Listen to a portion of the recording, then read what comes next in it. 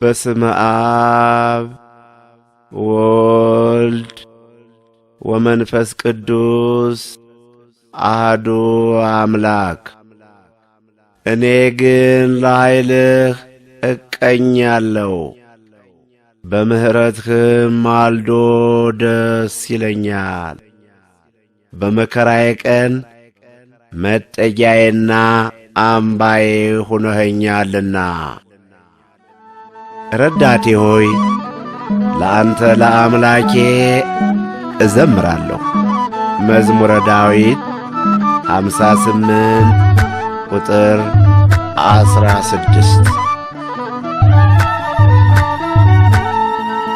በአንተ ዳንጎኝ ፍቅርነ እግዚአብሔር፣ ጠላት በእኔ ጦሩም ቢወረውር አልወደቅኩም፣ አንተ ከኔ ጋር ነህ።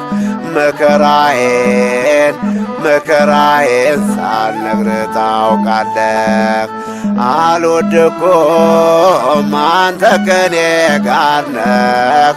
መከራዬን ሳልነግርህ ታውቃለህ። በአንተ ዳንኩኝ ሕይወት ነህ እግዚአብሔር፣ ጠላት በእኔ ጦሩም ቢወረውር አልወደቅኩም፣ አንተ ከኔ ጋር ነህ። መከራዬን ሳልነግርህ ታውቃለህ። አልወደቅኩም፣ አንተ ከኔ ጋር ነህ። መከራዬን ሳልነግርህ ታውቃለህ።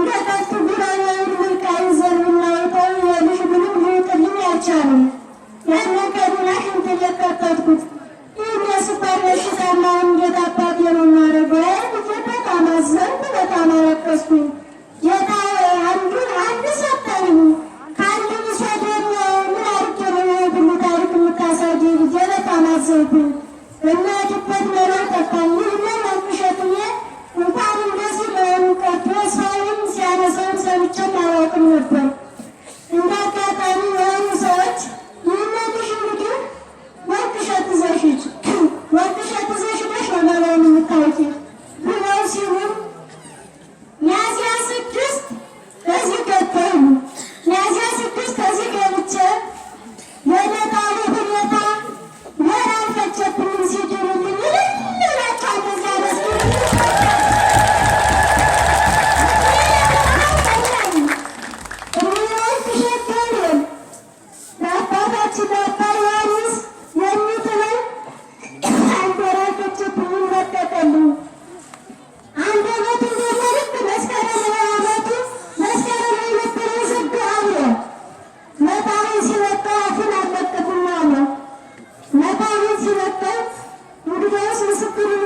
ጣቱንም ሲለቅልኝ ነው። ይህችን ቦታ አለብን እንግዲህ ምልክት አይቻለሁ ብዬ ዝም ብዬ ተቀመጥኩ። አሁን በዚህች ሳምንት ውስጥ ረብረን አብረን የውጭ ምስክር ለመስጠት በዚህች ሳምንት ውስጥ ደግሞ አንደበቱ ተከፈተልኝ።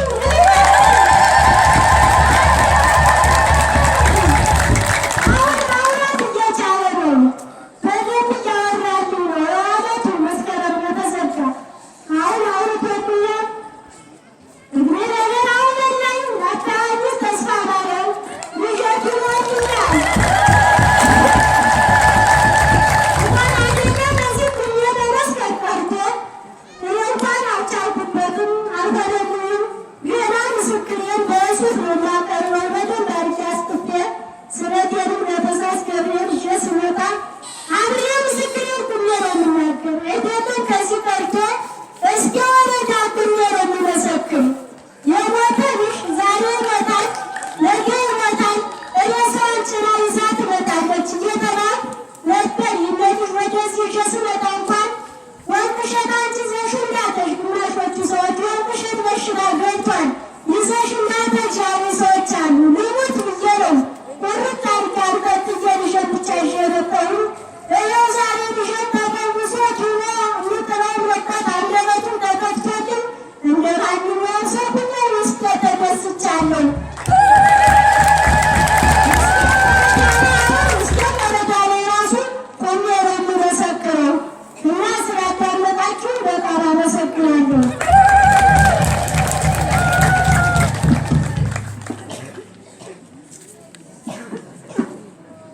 እንግዲህ እንደሰማችኋቸው ብዙ ጊዜ እየጣለ ሲያስቸግረው የነበረ ሕፃን አሁን ግን የሚጥለው በሽታ ድኖ የአንደበት ሁሉ ተከፍቶ ጤነኛ ሆኖ ይገኛሉ ነው ያሉት። እሳቸውን የሰማ ሁላችንን እንስማ። እግዚአብሔር ይስጥልኝ።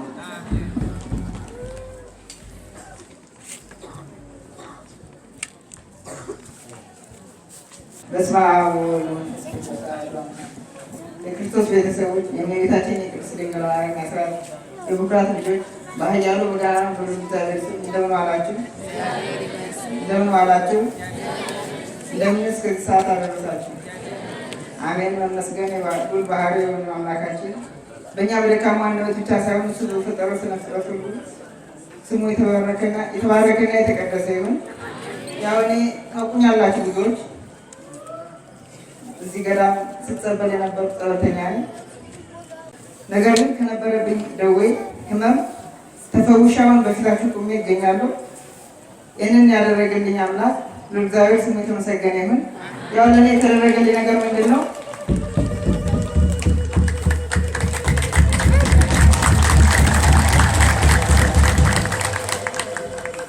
ከዛሬ 3 ዓመት በፊት ማለት ነው በማላውቀው ሕመም አንደበቴን አስሮ ልክ ሽባ አድርጎ በአልጋ ደዌ ተኝቼ የነበር ሰው ነው። ግን ዛሬ ፊታችሁ ቁሜ እንዲህ ይገኛለሁ እና ይህን ያደረግልኝ አምላክ ስሙ የተመሰገነ የተባረከ ነው። ለእኔ የደረሰ አምላክ ለእናንተም ይድረስላችሁ። አእምሮዬ አወቅኩኝ ወይም ራሴን ተመልሶልኝ እንደዚህ ሰው ሁኜ ለመቆም የቻልኩት አሁን 2006 ነሐሴ የታመምኩ ሰው 2009 የካቲት 19 ቀን ነበር ከኔ ለቆ ቁሜ ሰው ለመሆን የበቃው። እናም ከዛም በኋላ አእምሮ የማውቁ ከዛ በፊት ምን ነበር ምን እንደማድረግ ምን እንደምሰራ አላውቅም። እና 2 ዓመት ከመንፈቅ ያክል ራሴን አላውቅም ነበር። ግን አሁን ራሴን ካወቅ የተወሰነ ወራትን አስቆጥሬያለሁ። አሁን ደህና ሁኜ በፊታችሁ ይገኛሉ። ለእኔ የደረሰ አምላክ ለእናንተ ይድረስላችሁ። እንዴት ዋላችሁ? እንደምን ዋላችሁ? የምታውቁኝ ታውቁኛላችሁ። ማላኳሳችሁ ዋና ሁሉ ታውቁኛላችሁ። ደካማ ነኝ፣ መናገር አላውቅም። እስካሁንም ተደብቄን የቆየው እግዚአብሔር አሁንም ፈቅዶልኝ ወዶ ነው ከአባታችን ፊት ያቆመ። ሰው አይንም የማነጋገር አይሆንልኝም። እንዲሁ በወረቀት አስጽፌ ያወጣለሁ ነው የምለው የነበረ። አሁን ግን ዛሬም እንዴት አድርጎ እንዳመጡ እዚህ እንዳቋመኝ አላውቅም። እና ይሄ 3 ዓመት ሙሉ ነው የታመመ። እነዚህ አባይ ግድብ ላይ ስራ ብሎ ሄዶ አንስቶ ውሃ ላይ ነው የከተተው። ከባህር አውጥቶ ከዚህ ያደረሰን ጓደኞቹ ናቸው። ታሟሉ ሰሉ ብለው ስንሄድ አያውቅም፣ ህይወቱን አያውቅም። ያው መጣን ወደዚህ እናንተ ያላያችሁት ሁሉ የለም። ይህን ያህል ጋር ይህን ያህል ብዙ አፉን ዘግቶ ይታል 2 ዓመት ሙሉ የዛሬ ዓመት ዮሐንስ ዕለት ነው አፉን ከፍቶ ቅዱስ ዮሐንስ መስክር ያለ። አሁን ግን አንድ የሆነ አንደበቱን ፈቶ ሁሉም ነገር ፈቶ ቁሞ ይሄ ይገኛል ከእናንተ ፊት።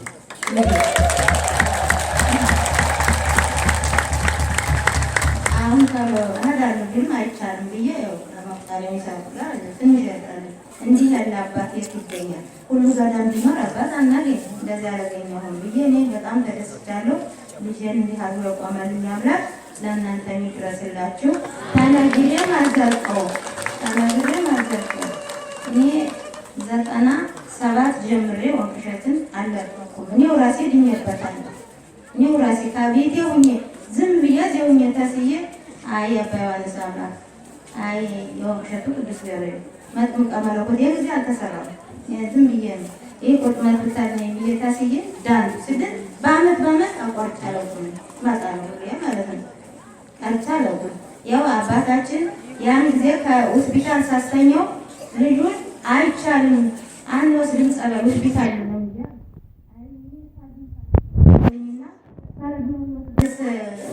ስለጠፉበት ያ ግድግዳውን ባለ ቴንቶ ሁሉ መጨጨ ያን ነው አባትየው ነው ይሄ ወደ ጸበል ያለው መጣው ከመጣው በኋላ አላሳፈረኝ ጌታ ይኸው ከፊታችሁ ቆሜያለሁ። እኔ አሁን ተነግሬ ያንደረጀ እንደዚህ አንተናለው አልገልጸው በጥፍ ካልሆነ መናገር አልሆነልኝም። ትንሿን ግለጽ ብዬ ነው የመጣሁት። አባታችን የሰሩልን ለመቱ ዛሬ ነው የሰሩልን። ሰላም ማጣን ነበር፣ ሰላም ተሰጠን። በጣም እኛ ተበጥጠን ነው የምንኖረው። ይሄ በመታመሙ እኛም ተደስተናል። ይኸው አሁን እንዲሁ ነው በመደኑ ተደስቻለሁ። መጥቶ እዚህ በመጠመቁም ተደስቻለሁ። እኔም ሰላም አግኝቻለሁ። በጣም ሰላም የለንም ነበረ እና እናንተ ለእኔ ደረሰን፣ እናንተ ይድረስላችሁ።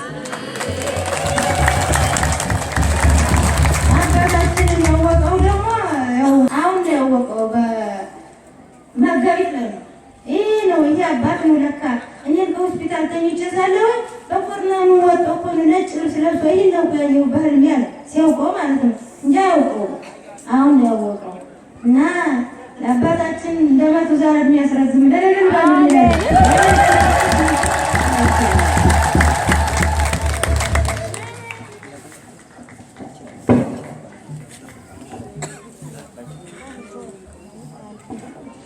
እንደምን ዋላችሁ? ያው እንግዲህ ሲናገሩ ሰምታችኋል። እኛም የቆያችሁ ጸሎተኞችን ታውቋቸዋላችሁ። ይሄ ልጃቸው ዲያቆን ሲሆን በአቤ ግድብ እየሰራ እያለ በድንገት በደረሰበት በሽታ አይምሮውን አጣ። አንደበቱ ተዘጋ። አይምሮውን አጣ፣ ራሱን አያውቅም። እንደገና አንደበቱም ደግሞ ተዘጋ። እንደዚህ ብሎ ለ3 ዓመት እየተሰቃየ ሲሆን እማየም ሲናገሩ ሰምታችኋል። ልጁንም እኛም እናውቀዋለን። ነገር ግን እግዚአብሔር ማይነ ቅሬ መሆኑ ከዚያው ከሀገሩም እያለ አባታችን በመንፈስ ነጭ ልብስ እንደገጠመ ለብሰው በተመስቀላቸውን ይዘው ጭራቸውን ይዘው አይቻቸው ነበረ። ከዚህ ስመጣ ግን ከዚያ በመንፈስ ቅዱስ ያዩዋቸው ከሳያቸው እውን ሆነልኝ። ከበሽታዬም ተፈወስኩ፣ አይምሮዬም ተመለሰ፣ ልቦናዬም ተስተካከለ። ሽባ የነበረው ሰውነት ሁላ እየተቋቋ እንደወጥጃ ዘልዬ ለማንኛውም ሰው ለሆነ በቃው ነው ያለው። እሱን የሰማ እናንተን ይመስላል። ሌላው ደግሞ የምናገረው አሁን ሰድቋ ሄዳ ላይ ትመለሳለች እና ምንድን ያለችው የሐምሌ ገብርኤል ሐምሌ 19 አባታችን ከዚህ ከጉባኤ እያደረጉ በነበሩበት ሰዓት ቀጥታ ስርጭት ነበር በሞባይል የሚሰራጨው እና አገልግሎቱ ማለት ነው። ሰትጓ ያለችው አረብ ውስጥ ነው። ከአረብ ሆና ሆስፒታል ድረስ ስትመረመር ከጓደኞቿ ጋር 5 ናቸው። ካንሰር አለብሽ ተባለች። እቺ ሴት ጎና አዲስ አበባ የመጣችው በሞባይል ስትናገር ቀርጸን ይዘናል። ካንሰር አለብሽ ተባለች። ከነ ጓደኞቿ ወደ አውሮፓና ወደ ኢትዮጵያ ምድር ወደ ተለያዩ ዓለማት ለመንቀሳቀስ በዚህ በሽታ ምክንያት እንዳትሄድ ሆነች። በዚህ ሰዓት ነው። ከዚያ በፊት የአባታችን የሚያመኑ ሰው አለ፣ ደግሞ የሚያመሰግን እውነቱ የገባው ሚስጥሩ የገባው ሰውም አለ። እጠራጠራቸው ነበረ። አንዳንድ በፌስቡክ የሚጻፍ ነበር ነገር እየተመለከትኩ አለች እና አንዷ ደግሞ ከስዊዘርላንድ ያለች ስልክ ደውላ በእውነት አባ ዮሐንስ ዮሐንስ ተስፋ ማርያም የበረሃው መናኝ ትክክለኛ አባት እግዚአብሔር ለሰው ልጅ መድኃኒት ዘንድ የፈጠራቸው ናቸው እመኚ ብላ አለችኝ አለች። እና አሁን ቅድም እንዳልኳችሁ የአምሌ ገብርኤል ከዚህ አባታችን የበላ ጸሎት ሲያደርሱ እኔ ማዚው ቁጭ ብዬ ተንበርክኬ እንዲህ ነበር ያልኩትኝ። ትክክለኛ ሐዋርያ፣ ትክክለኛ ነቢይ፣ ትክክለኛ አባት ከሆኑ አሁን የደረሰብኝን ችግር ከኔ ያስወግዱ፣ ካለዚያ ግን ማተሪያም ቁጥስ አድርጌ ሃይማኖቴን እቀይራለሁ ነበር ያልኳችሁ። ሰማቻለሁ ወገኖች? ሃይማኖቴን በጥሼ ማተሪያም በጥሼ ሃይማኖቴን እቀይራለሁ እስከ 5 ጓደኞቿ ማለት ነው። በዚህ ሰዓት ይህን ብለው ጸሎት ተደርጎ ከተጨረሰ በኋላ ተኛ ነው ሶስታቸው ማንታ 5ታቸው ማለት ነው። ከተኙ በኋላ እንዲያው ሰከንድ ማለት ያይጓሉ። ልክ ከዚህ ለብሰው ያየናቸውን ልብስ ይዘው መጀመሪያ በራእይ ላይ የመጣው ተገለጸልኝ። ልጅ አይዞሽ፣ ከደረሰብሽ መከራ አድንሻለሁ፣ ፈውስሻለሁ፣ የፈለግሽውን ነገር ሁሉ አደርግልሻለሁ ብለው በመንፈስ እጀን ቦታን ታርገውልኝ አለ። ከዚያው እንዳለች እንደተኛ ማለት ነው። እሷን ብቻ አይደለም በዚህ ሰዓት ማለት ነው ሰዓቱ አልተቀየረም ያለች 5 ሁላ በተመሳሳይ አይዟችሁ፣ ትናላችሁ፣ ትፈወሳላችሁ፣ የፈለጋችሁ ታገኛላችሁ ብለውና ልክ በዚያቸው ሰዓት ማለት ስንነጋገር ያው እንግዲህ ተመልከቱ ቁጭ ብለው ተንበርከው ጸልየው ወዲያውኑ አባታችን በአንድ ጊዜ ለ5ቱም ተገልጾ ማለት ነው። እና አባባንም አሩ ሰምተዋል። ሞባይሉን ቀርጸን ይዘዋል። የሚያስገርም ታለ ወዲያውኑ ይሄን ነገር ተነጋግረው ከጨረሱ በኋላ እንግዲህ መጀመሪያ ካንሰር አለብሽ ተብያለሁ ነው ያለችው። እጄ ስመረመር ካንሰር የለም ነፃ ነሽ።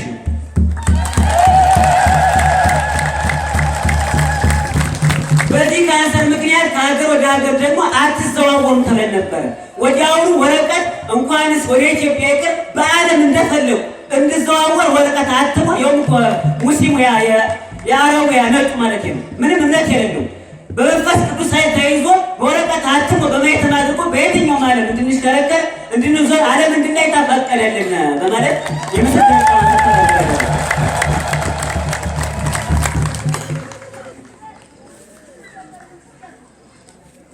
ስሜ ደረበ ይባላል።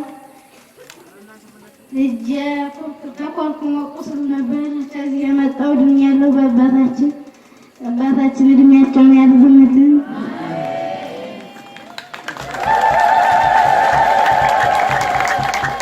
ይኸው መቼም ከወደ ምሕረት ሰው ሲቀርብ ስለሚፈራ ነው። ለእኔ ምንድን ያለኝ እጀ ሸራኩት ነበር ነው ያለ። አሁን በወንቅሸት ቅዱስ ገብርኤል ገዳም ግን እጀ ተፈታ ተዘረጋልኝ እንደ ማንኛውም ሰው ነው። ጌታ መሻችሁ። መጀመሪያ በዚህ ቦታ መጥቼ መቆየት ጌታ መድኃኒቴን አመሰግናለሁ እና እኔ ከዓመት ሙላ የሚያሰቃይ የትቢ በሽታ ነበረብኝ። ሰዎቹ ሁሉ ምሎችን የገደለ እኔ ብቻ ነኝ የቀረው። እናቴም እህቴም ሁላቸውም በትቢ በሽታ እየተናኘ ነው የሞቱ። ሐኪም ሲሄዱ ትቢ ነው ይባላል። አዋቂ ሲሄዱ ደግሞ ቆሌ ደጋ ቆሌ ዛር እየተባለ ሁላችን ጨርሶ እኔ ብቻ ነኝ ያለው። 10 በላይ ነበር እናቴ የወለደ ግን እኔ ብቻ ነኝ የቀረሁት።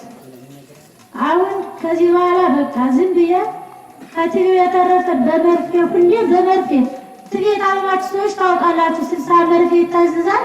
የ8 ወር ከኒና ይታዘዛል። 20 ዓመት ሙሉ ማለት ነው። ሁሌም በከኒና 15 ዓመት ሳይሆን የያዘኝ ትቢ ማለት ነው።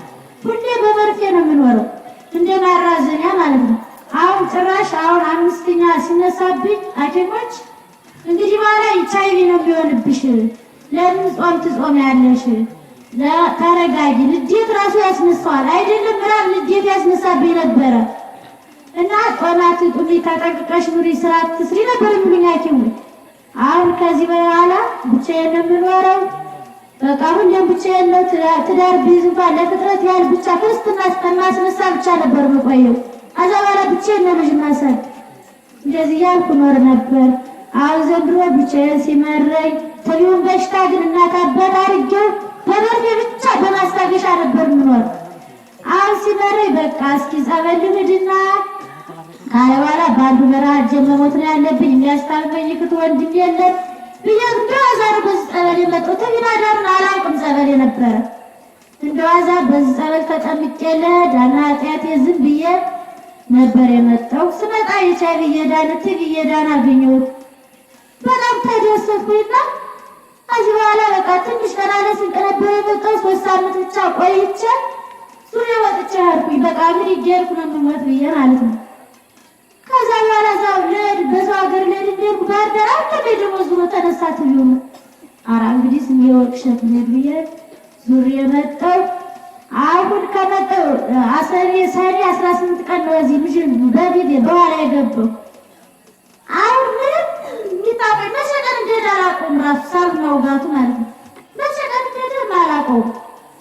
ዝም ብዬ አሁን የበረከት ስራ ሲሉባ ይሄ እነሳብኛል እያልኩ ነበር፣ አልሰራም ነበር። አሁን ድንጋይ ሲሸከም ምን ስልማ የለም ተደብቆ ነው እንጂ ምን ሆኖ ነው የማይልኝ እያልኩኝ ከቲም ዲና ጨርቆስ እጀውላ ክሰል ተሸክሜ ስመጣ ምንም ሳይታወቀኝ በ15 ዓመት የያዘኝን በሽታ ዛሬ እንደገና የ15 ዓመት ቆንጆ ሆኜ እየሮጥኩ እንደገና የበረከት ስራውን አሰርኩ።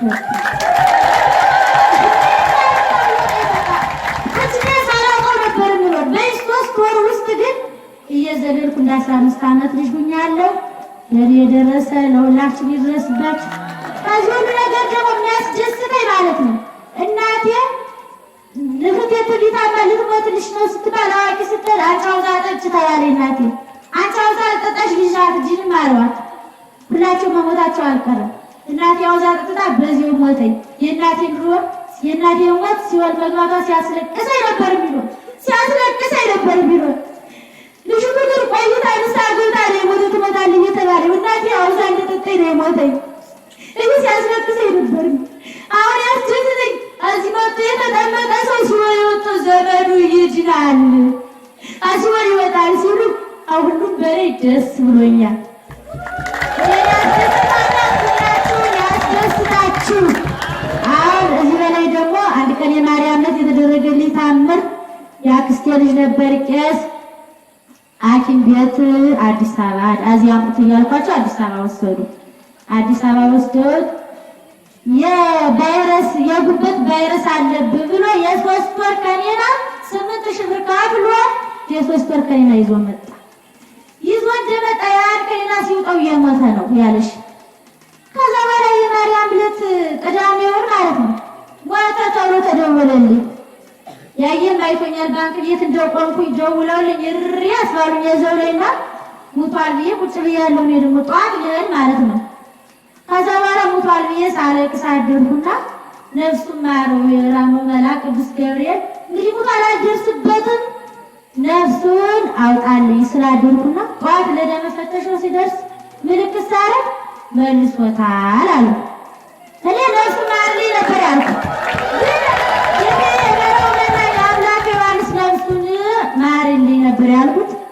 አነስኩት አልፋ አገኘሁትና አረጋሴ ማርያምን ጥዬ አለድም ጉቤን ጨርሼ ለመድ ብዬ ወይቼ ደግሞ ስደውልላቸው አይ መድረክ አይተርፍም ነው ያሉ። እንግዲያስ አልኳቸው የወቅሸቱ ገብርኤል ድረስልኝ ብለሽ አልኳት። እናቱ የወቅሸቱ ገብርኤል ድረስልኝ ብለሽ እምነቱን ጸበሉን ቀቢልኝ ጠዋት ሌሊት ይዤ ጸበሉን እደርሳለሁ አልኳት። ከዛ ሳይሆን ደዚህ ማታ ተነስተው ሰኞ በጧት ሰህል ልቅሶ ብለው ወደው ያደሩ ሰዎች ታርፎ ሲመለሱ አገኟቸውና አንቺ ብትደውይ ነፍስ ዘራበት አሉ። ያን ቀን ወስጄ ስቀበው ማለት ነው አሜን ብሎ ዲሁም ሁላችን ሰው እንዳይገኝ አባታችን ስላድኖ የገብርኤል ስላድኖ ይዤንብር ሳሻሸው እምነቱ ስቀበው አይኑ ገለጥና ሁሉ ሰው ላይ ይገወጥ ሁሉን ሰው ማለት ነው። አምላክ ዮሐንስ የበለው መናኝ ያሰርልትልን ቅዱስ ገብርኤል ያኑርልን። እኔ ከዚህ ቦታ አናጢያቴ ቁሜ መመስከር አልችልም የነበር ጌታ የመድኃኒት እግዚአብሔር የተመሰገነ ተነግሮ አያልቅም። ግን በቃኝ እንግዲህ እግዚአብሔር ይስጥልኝ። ያው ብዙ ችግር ነው የነበረብኝ። በስራዬም ከአምላክ ጋር እጣላ ነበር፣ ከቤተሰቦቼ ጋር እጣላ ነበር። በሌሊት ተኝቼ ሞተሽ ጆተሽ የሚለኝ ነበረ እና የትኛው ቤተክርስቲያን ሂጄ ጸበል እንትን ብዬ ብድን ይሻለኛል ብዬ በምጸልይ ሰዓት አባንም ከዚህ በፊት ፎቷቸውን አላውቅም ነበር እና ባለፈ ሐምሌ 30 ቀን ዝም ብዬ የት ሂጄ መጸበል አለብኝ ብዬ ስጸልይ አባ በእድሜ መጥተው እኔ ነኝ የማጠምቅሽ አሉ። ከዛ ይህን ሀገር አላውቀውም እየጠየቁኝ ወደዚህ ሀገር መጣሁኝ። ስመጣ ባህር ዳር እንደደረስኩኝ ነፍሴን በጣም ይጨንቀው ነበር። እምሞት ይመስለኝ ነበር። ተመልሼም ቤተሰቦችን የማገኛቸው አይመስለኝም። ልጅም ነበረችኝ። ልጅቷም የምትሞት ነበር የምትመስለኝ።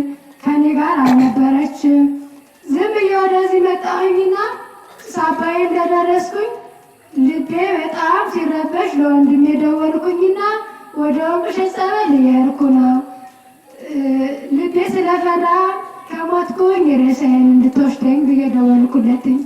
ከዛ በኋላ ዝም ብዬ ወደዚህ መጥቼ ማንም ቤተሰብ አልተናገርኩም። ወደዚህ ቦታ ስመጣ መጣሁኝ። 12 ቀን እንደተጸበልኩኝ አገር ቤት ዕቃ ነበረኝ ቤት ምናምን በሰይጣን ተመስሎ ቤትሽን ሌባ ገባ ምናምን ብሎ ሲደውልልኝ ጸበሉን አቋርጬ 12 ቀን እንደተጸበልኩኝ ሄድኩኝ።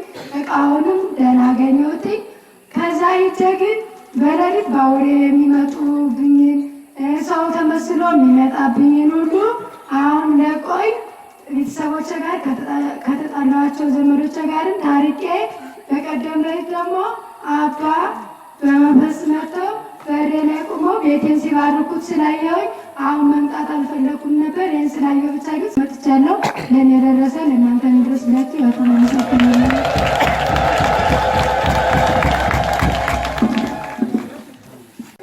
ስሜ እመቤት ክንዴ እባላለሁ። ትውልድ ሀገሬ ደብረ ታቦር ነው። የምኖረው ደቡብ ክልል ክብረ መንግስት የሚባል ከተማ ነው። የሚያመኝ ለ2 ዓመት ወገቤ በጣም ያመኝ ነበረ እና ሕክምና ሲሄድ ኩላሊት፣ ብርድ፣ የነርቭ የአጥንት ነርቭ ነው የተባልኩ መድኃኒት 3 ይኖር ነበር። እንደገና ደግሞ ሐዋሳ አልችልም ብለው ለአዲስ አበባ ሲልኩኝ አዲስ አበባ የዲስክ መንሸራተት ነው ተብዬ ከዛም ለ6 ወር መድኃኒት 3 ፍራሽ ላይ እንዳትተኝ መሬት ላይ ደረቅ መሬት ላይ እየተኛሽ ይህን ውሰጂና ከዛ በኋላ ካልተሻለሽ መድኃኒቱ ድጋሜ ታዘልሻል ተብዬ ያንን እየወሰድኩ እያለ ምንም ለውጥ የለኝም፣ እየባሰኝ ሄደ።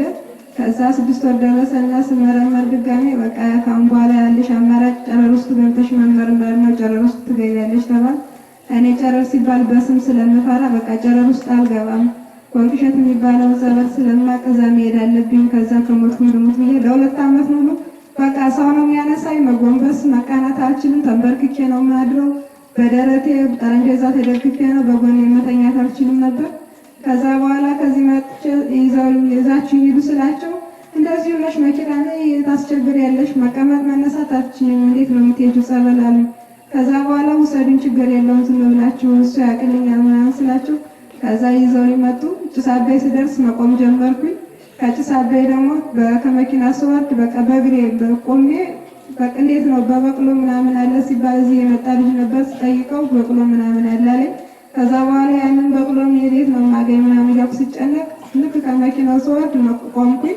ከዛ በኋላ ወንድሜ ነበር አብረኛ ነበር ሊይዘኝ ሲል እስኪ ተወኝ በቃ አላመንኩም። ራሴን ተጠራጠርኩና ቆይ እስኪ ተወኝ ልቀቀኝ ስለው ለቀቀኝ። ከዛ በኋላ ራሴ ከዛ ጀምሮ ዶቅሚትን ተሻገር ነው ያረፍኩኝ እንጂ ዛሬ ዓመት ስመጣ በቃ ምንም ነገር እንትን አላልኩም። ሰውም አልያዘኝም፣ አልተደገፍኩም። ልብሴን ተሸክሜ የራሴ መጣሁ። ከዛ ለሰባት ወር ያክል ደግሞ ያን በሽታ እያለብኝ ያለ በቃ የዲስክ መንሸራተት ነው ተብዬ ነበር። የሱ መድኃኒት በቃ ምንም መፍትሄ የለውም። ከዛ እንደዛ እያለሁ ደግሞ ለ7 ወር ደም ይፈሰኝ ነበር ያለማቋረጥ። እሱም እያለ እዚህ መጥቼ ራሱ በቃ ቆሜ ስለሄድኩኝ አምላክ ይሄንን ያደረክልኝ ለእኔ ቀላል ነው ለአንተ፣ ከዚህ ይሄንን ያደረክልኝ አምላክ አንተ ታውቃለህ። አውደ ምሕረት ሁሉም ሲገባ እኔ ቀና ነበር። ከዛ ቅዱስ ጊዮርጊስ ጸበል 7 ቀን እንደተጠመኩኝ 7 ወር ሲፈሰኝ የነበረው ደም ሁሉ በዛው ቀጣለልኝ። እንደ ሰው ገብቼ አውደ ምሕረት ተፈውሼ ድኜ ያው ዛሬ በፊታችሁ ቆሜ እገኛለሁ። ለእኔ የደረሰ ቅዱስ ገብርኤል የበረሃው መናኝ አምላክ ዮሐንስ ለእናንተ የሚድረስላችሁ እና ሰሞኑን ደግሞ አዲስ ነገር ቤተሰብ ጋር አሁን ለ15 ነው የመጣሁት ተመልሼ። ግን ቤተሰብ ለመጠየቅ አባትሽ ታሟል ተብዬ ሲሄድ አባቴን ደህና ነው ምንም አይልም ተሽሎ ካገኘሁት በግድ ወልዳ ልጇን ዞር ብላ ማታይም ጭራሽ በቃ ልጇን ካየች ትሮጣለች ከሰፈር በቃ አካባቢው ማትገኝ። ከዛ ጸበልና እምነት ይዤ ነበረ አምላክ ዮሐንስ መናኝ ብዬ ያን ጸበልና እምነት ጠዋት ረጭቻት ማታ ከጫካ ውላ ስትመጣ ያንን ልጇን ፍለጋ ገባች ቤት ውስጥ። ከዛ ለእኔ የደረሰ ለእናንተ የደረስላችሁ ዛሬ ልጇ እያጠባች ትገኛለች። ያቆየሉ። እኔ በዚህ ገዳም እና በአባታችን ባና ጸሎት የተደረገ ሊታምር እናቴ 15 ከወለደች 15 ዓመት ሆኗል። ግን ከዛ ስታረግዝ ደም እየፈሰሳት ያስወረዳት ምናምን ቆይቶ እኔ ከዚህ ወጥቼ እምነትና ጸበል ወስጄ ከዛ ዘንድሮ እሷ ሴት ልጅ የላትም ነበር፣ እህት የለኝም ነበር። ዘንድሮ ደህና በሰላም ወለደችልኝ። የባህር ዳር መማር አንተና ነፍሰ ናት ምናምን ሲሉኝ እጀማ ላይም ብዬ ከዛ ዛሬ ከዚህ ልመጣ ነበር አልመቻችልኝ ብሎ ከዛው ለቅዱስ ገብርኤልና ለአባቴ ዞሮ ይህን እምነት ነው እንጂ እናንተ አትለዩኝም ብዬ ተናገር።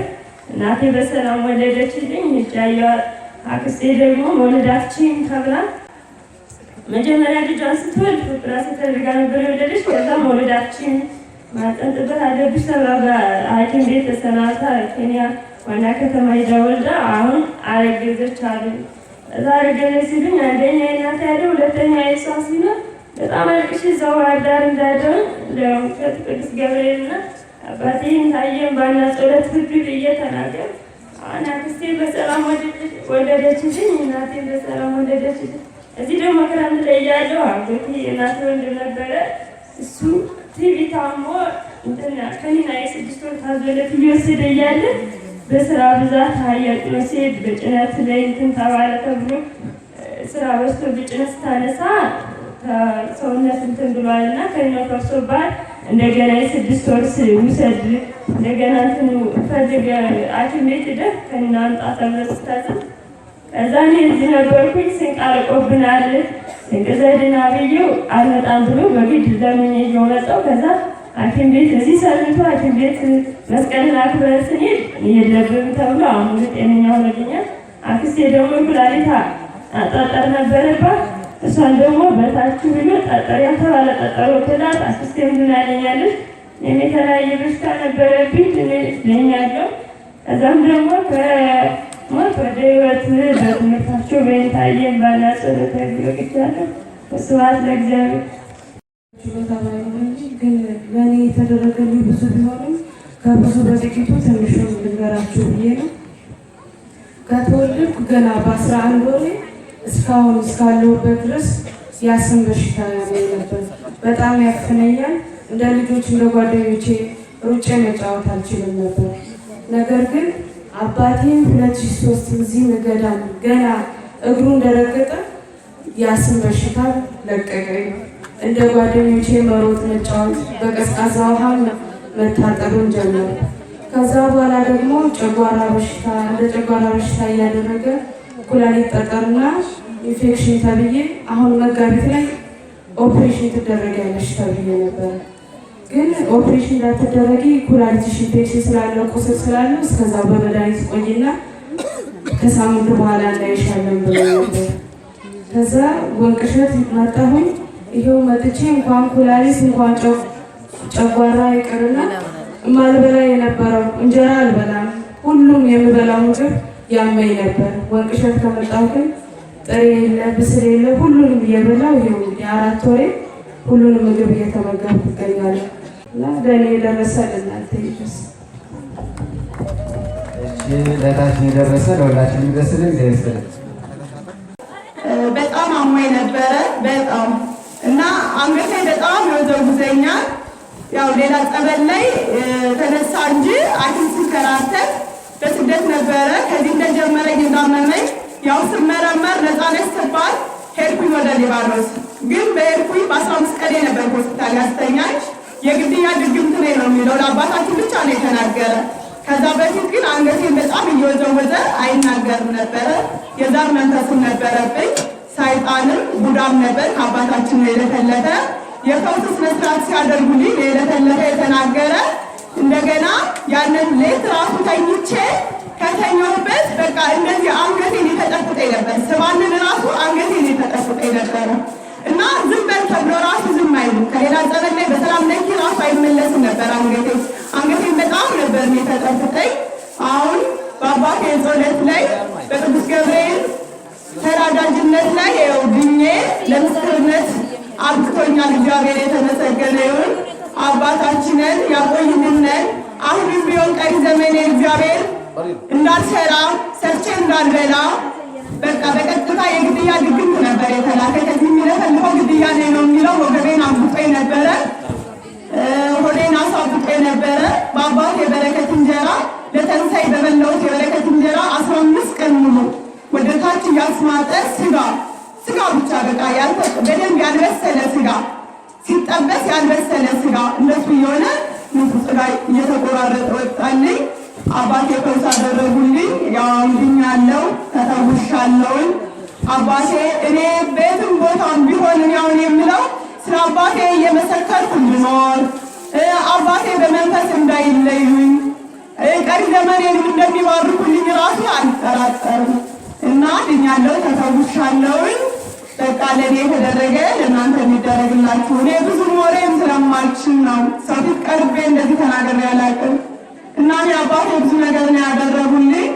ያው እንግዲህ ለእኔ ደረሰን ላይ ለእናንተ የሚደርስላችሁ እላችኋለሁ። እሺ እንደምን አመሻችሁ። እኔ አሁን የምመሰክረው ያው ጎንደር ሆስፒታል በጣም አሞኝ ሕክምና ሄጄ ስኳር በሽታ አለብሽ ተባልኩ። ከዛ ስኳር በሽታ አለብሽና መድኃኒት ጀመር ሲሉኝ አይ መጀመር ብዬ ጸበል በየካል ስሞክር ቆየሁ ከመስከረም ጀምሮ ማለት ነው። አሁን ግን እዛ ምን መፍትሄ ባለማግኘቴ ወንቅሸት ገብርኤል መጥቼ ባደረጉልኝ አባቶችን ጸሎት የብርሃንና አባባሊ ስላደረጉልኝ ጸሎት እናንባ ተፈውሼ የምፈልገውን ምግብ በልቼ እገኛለሁ። ከምግብ ተከልክዬ የነበረ እንድበላ የተፈቀደልኝ ምስር ወጥና የሽምብራ ክክ ወጥ ነው። ሌሎችን ምግቦች አልመገብም ነበር። ጣፋጭ ነገሮችን በሙሉ አልመገብም ነበር እና ምግብ ተከልክዬ ምንም መፍትሄ ያንጉ ትቼ እነዛ ምግቦች እየበላሁ ምንም ነገር ያገኘሁት መፍትሄ አልነበረኝም። አሁን ግን ከዚህ ከመጣሁ ሰኔ 6 ነው የመጣሁት። ሰኔ 6 መጥቼ እዚህ ከያዝኩበት ቦታ ላይ መኮረኒ፣ ፓስታ፣ ድንች ምናምን አልበላም ስል ከዚህ ያሉት አብረኛሉት ምንም ችግር የለም ዝም ብለሽ ብይና መጨረሻ ልኬቷን ተመክተሽ ነው ማየት ያለብሽ ምናምን ሲሉ ሁሉንም ሰላም ማለት ሻይም እያበላሁ እየጠጣሁ ምግቡን ሁሉንም እየበላሁ ባህር ዳር ኪዳነ ምሕረት ከፍተኛ ክሊኒክ ሐምሌ 18 እጄ ተመርምሬ እንደ ማንኛውም ሰው ስኳርሽ ትክክል ነው የተስተካከለ ነው ብሎ ምርመራ ውጤት ተነገረኝ እና እኔ በጣም ማመሰግን የበረሃ መናኛ አባታችን ለዘላለም እድሜያቸውን ያርዝምልኝ። ያየሁትን የተከለከልኩትን ምግብ ለመብላት እያማረ ሳልበላ እንዲሁ ዝም ብዬ እያየሁ ነበር። አሁን ግን ሁሉንም አጣድፌ እየበላሁ እገኛለሁ። የበረሃ መናኛ አባታችን አሁንም እድሜያቸውን አክሎ ይስጠልን፣ ጸጋውን ያብዛልን፣ እግዚአብሔር ይስጠልን ይላል። ስሜ መንግስቱ አለሙ እባላለሁ። የመጣሁት ከአውራጅራ ወረዳ ምዕራብ አርማጭሆ ነው። በዚህ ገዳም የተደረገልኝ ገዳም በጣም ብዙ ነው። እንግዲህ ያው ትንሽ ነው የምነግራችሁ። አንደኛ ለ9 ዓመት ሲያሰቃየ የነበረ ኩንታሎት በሽታ ደምና መግል የሆነ በአንድ ሳምንት ሄደልኝ። ሁለተኛ ከባድ ሳል ለ4 ዓመት ሲያሰቃየ የነበረ ከባድ ሳል በአባታችን ቃሎት እዚህ ክላላይቶ ሲባል ስቅዝ አድርጎ ያዘ። ከዛ ወደ ላይ ቀናል ወታች ምንብስታል በቃ ዝም ደስተን ጨረስ ቁሜ ቆየሁኝ። ከዛም በኋላ ሄጄ ጸበል ሳሉ ጀመረ። 3 ቀን ሳሉ አሰረ። ቤትና ቀን አሞት የመሰለና ደም የተቀላቀለ ወጣልኝ። ሶስተኛ ደግሞ ከባድ የሆነ 12 ዓመት በሙሉ በሆዴ ቋቋ ሰርቶ ወባ ነበረብኝ። አረንጓዴ የመሰለ 1 ሳምንት በሙሉ ሄደልኝ። በዚህ ገዳም የተደረገልኝ ብዙ ነው በጣም። ያው እንግዲህ በትንሹ ለእኔ የደረሰ ለሁላችሁ የደረሳችሁ። ስሜ ተስፋ ያበበ እባላለሁ። የመጣሁት ከማይጨው ከትግራይ ክልል ነው፣ ከማይጨው ከተማ ነው። አባቴ አበበ ደስታ እና አባቴ በኤችአይቪ በሽታ ታሞ ነበር። እንዳኔ ሳላውቅ ከአባቴ ጋር ተላለፈብኝ በሽታው እና አለብህ ስባል አባቴ ይዞኝ መጣ። ወደዚህ ወደ ወንቅሸት ቅዱስ ገብርኤል ይዞን መጣ። አብረን እዚህ በትንሽ ቀን ተጠምቀን ከዛ ወደ ሀገራችን ሄደን እዛ አላችሁ ከተባልንበት ቦታ ሄደን ስንመረመር ነፃ ናችሁ ተባልን። አባቴ መጥቶ እዚህ ምስክርነት ሰጥተው ሄደዋል እና እኔ ሳልሰጥ ሄድኩኝ። በዛው ትምህርት ስለነበር ሳልሰጥ አሁን አባቴ እናንተ ምስክርነት ሰጥ ብሎ ስለላከኝ አሁን ምስክርነት ለመስጠት ነው። ውድ የእግዚአብሔር ቤተሰቦች በኃያሉ በልዑል እግዚአብሔር ስም እንደምን አላችሁ? ያው እኔ እንኳን አንደበተ ኮልታፋ በሆንም ቅዱስ ገብርኤልና ጌታዬ ያረጉልኝን ታምር እንደው ትንሽ ለመግለጽ ፈልጌ ነው። ከመጀመሪያው እንደው አጠር አድርጌ ስነሳ ያንታን ያወቅኳቸው እኛ ሀገር መጥተው ትምህርት ሊሰጡ በዛ ምክንያት አየዋቸው። ያመኝ ስለነበር እናቴ ከጠንቋይ ቤት ዳ የደብተራ ድግምት ታስሮልኝ ነበር። ያን የደብተራ ድግምት ያሰራችሁ አሁኑኑ ሂዳችሁ ጣሉ ሲሉ እንደው እግዚአብሔር ረድቶኝ ሽንት ቤት ከተትኩት። ከዛ በኋላ እንደው ወንቅ እሸትን መቼ ነው የምረግጥ እያልኩኝ በጣም እመኝ ነበር። ራሴን ችዬ ቤተሰቦችን ሳላስቸግር ወንቅ እሸትን የምረግጥበት ቦታ ቀን ይናፍቀኝ ነበር። እግዚአብሔር ወዶ 2002 ላይ መጣሁኝ። 2002 መጥቼ 1 ተጠምቄ ሄድኩኝ። 2003 በጣም ታመምኩ። የሁለተኛ ዓመት የዩኒቨርሲቲ ተማሪ እያለሁ አንገቴን በጣም ያመኛል። እዛ ዩኒቨርሲቲው ሕክምና ሲደረግልኝ ወደ ጥቁር አንበሳ ሄደሽ ካልታከምሽ መዳን አትችይም ተባልኩኝ። እዛ ለቤተሰብም ተናገር ክረምት ነው ነይና ገንዘብ ተሰባስቦ ትሄጃለሽ ተባልኩኝ። ባህር ዳርም መጣው ጋምቢ ተመረመርኩ። ጥቁር አንበሳ ትሄጃለሽ የተባልኩት እኔ ተውኝ ወንቅ እሸት ልሄድ ተውኝ ስላቸው ቤት ለማንኛውም ታዩ ተባልኩ። መድኃኒት ተሰጠኝ። ያ መድኃኒትም ለተወሰነ ሰዓት አየሁት። ወንቅ እሸት መጣው። እግዚአብሔር ይመስገን።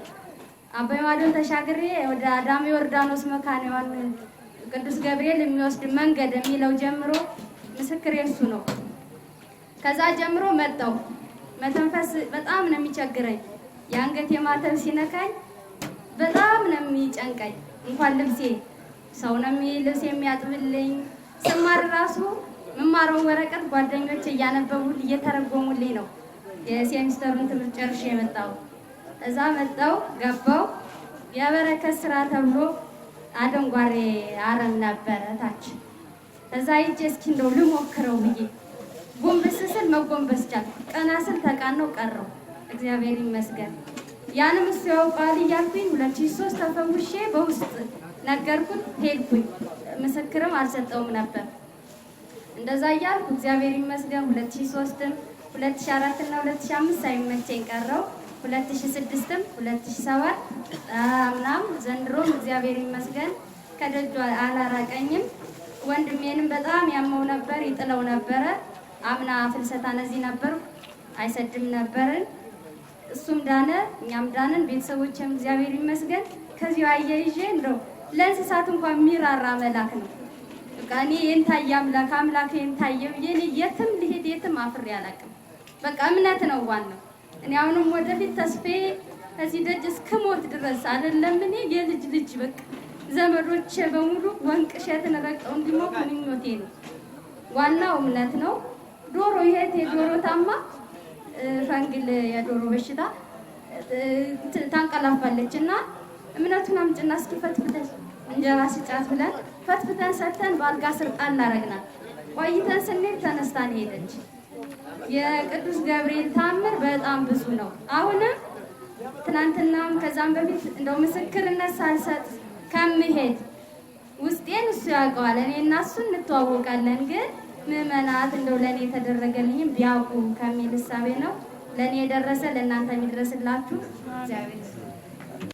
ያው ለእኔ የተደረገልኝ በወንቅ እሸት ቅዱስ ገብርኤል ለአንድ ዓመት ያህል ወልጄ በ3ኛ ወሬ ሆዴን የሆነ ምግብ በልቼ ነው የታመምኩት እና ከዛ በኋላ ምንም ምግብ የሚባል አልበላም። በጣም ህመም ሲያሰቃየኝ ነበር። ከዛ የተለያየ ጠንቋይ ቤት ቤተሰብ ሂዶ 3 አይነት ስር ነው የጠጣሁት። ከዛ ያ10 ጠጥቼ ራሱ ምንም መፍትሄ የለውም። የባሰ በሽታው እየተጨማመረ ነው ሄደ።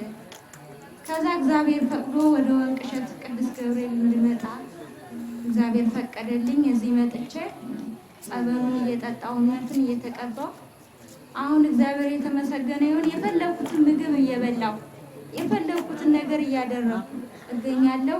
ለእኔ የደረሰ ቅዱስ ገብርኤል ለእናንተ ይድረስላችሁ። አምላኬ ዮሐንስ አባቴን የንታየን ይጠብቅልኝ።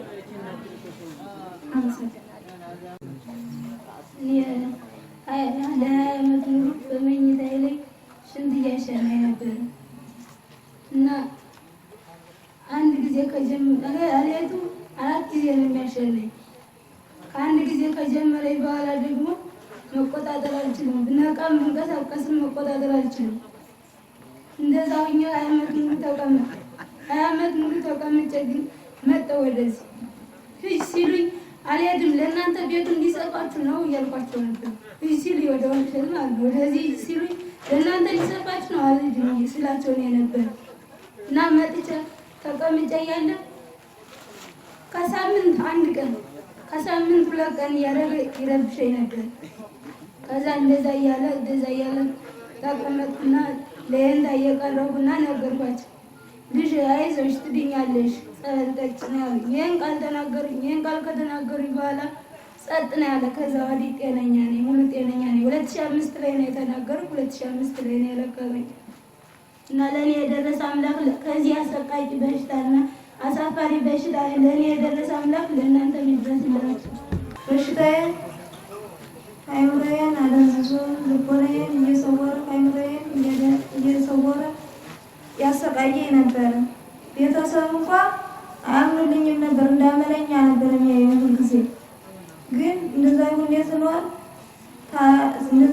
ስኖር ከዛ በኋላ አመት 1 ቀን አይምሮዬን አቀለለና አሳበደኝ። ከዛ በኋላ እንደዛ ሲያሳብደኝ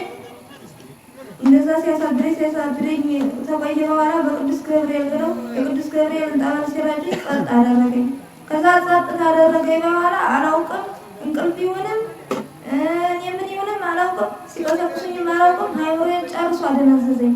ከዛ ያልወሰዱኝ ሐኪም ያልወሰዱኝ ጠንቋይ ያልጠጣሁት ስርጭ የለም። ሆስፒታል ጋምቢ ብቻ 3 ጊዜ ገብቻለሁ። ረጅም ተነስቻለሁ፣ ግን ልድን አልቻልኩም። በወንቅ እሸት ቅዱስ ገብርኤል አንድነት ገዳም በአባታችን በአባ ዮሐንስ ተስፋ ማርያም መጥቻ ግን በሽታዬ ታውቆልኝ ተቅማንት የወረደ ዛር፣ ድግምት፣ እንደገና ደግሞ ቡዳ፣ እንደገና ደግሞ የወላድ መካን እያደረገ ተቅማንት የወረደ የዛር መንፈስ ሙሽሮችን ምቀጭ እያለ ለፍልፎ ከኔ ወጦልኛል። ለእኔ የደረሰ ለእናንተ የሚደርስላችሁ። በዚህ ብቻ አላበቃም። የኔ ታምር ደግሞ ሆዴም ደግሞ ይግጠኝ ነበረ፣ ይበላኝ ነበረ። በተነሳብኝ ሰዓት መርዝ ያሳስበኛል፣ ሊያሳንቀኝም ያስበኛል። በቃ ሆዴም ሲፏጥጠኝና ሲነሳብኝ ያ ደግሞ ተ3 ላይ ጥርስ ያለው ነገር በአካል ወጣልኝ። ከዛ በተረፈ ደግሞ ሸለል እያለ በትክሼ ሸለል እያለ በእግሬ ደግሞ በመንፈስ ወጣልኝ። ደግሞ በዚህ የተረፈ ደግሞ በዚህ ብቻ አላበቃም። የኔ ታምር እህቴ ደግሞ አምና ላይ 9 እየተማረች ማለት ነው 9 እየተማረች እያለ ከአይምሮ የተረበሸ ልቤም ተጨነቀ። ትምህርቱን ላቋርጠው ነው አለችኝ። እናቴ አታቋርጭው፣ አይዞሽ የወንቅ እሸቱ ቅዱስ ገብርኤል እምነት ይዘሽ የአባታችን ፎቶ ይዘሽ ምንም አትሆኚ፣ ዝም ብለሽ ተማሪ አልኳት። ዛሬ እሷም የአባታችን ስራ አድኖ ሰደድኩላት። እምነቱን ያዘሽ ተምራ ዘንድሮም መጣ ነበር። በድንገት ዳነ ሳታስበው ዘንድሮ ደግሞ 10 ተፈታኝ ነበረ።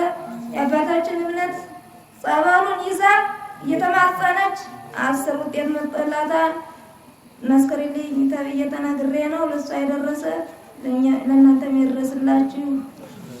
በዚህ ብቻም አላበቃም። ደግሞ እህቴ ደግሞ አንዲቷ ደግሞ እኔ ትንሽ ደግሞ ለ3 ዓመት ጊዜ ወይ ልጅ ሆኖ ቀኑ ደርሶ አይወለድ ወይም ደግሞ ዝም ብሎ የወር አበባ መስሎ አይፈስ። በ3 ወሩም በ4 ወሩም በማህፀኗ እየተጸነሰ እየተበጠበጠ ይወጣ ነበረ። ዝም ብሎ በቃ 3 ወርም ሆነው 4 ወርም ሆነው እያለ 3 ዓመት ያህል ያሰቃያት ነበር። ከዚህ ደግሞ የአባታችን አምላክ እንደ ኃጢአታችን ሳይሆን እንደ ቸርነት የወንቅ እሸት ቅዱስ ገብርኤል ለልጅ ብታበቃት ስለትክን አገባለሁ ብዬ ተስዬ ነበረ። እሷም የዓመት ተመንፈቅ ልጅ ወልዳ አዝላለች። ለእኔ የደረሰ ለእናንተ የሚደረስላችሁ የመናገር ችሎታ ስለሌለኝ ነው እንጂ የስገዳም ታምር በአባታችን የተደረገልኝ ታምር በአራቱ ገዳማት በወንቅሸት ቅዱስ ገብርኤል የተደረገልኝ ታምር እንኳን በእኔ አንደበት የዓለም ኮምፒውተር ቢጥፈውም አያልቅም። ግን መናገር ችሎታ ስለሌለኝ አሉ። ለእኔ ደረሰ ለእናንተ የሚደረስላችሁ የአባታችን እድሜ ያርዝምልን፣ ጸጋቸውን ያብዛልን።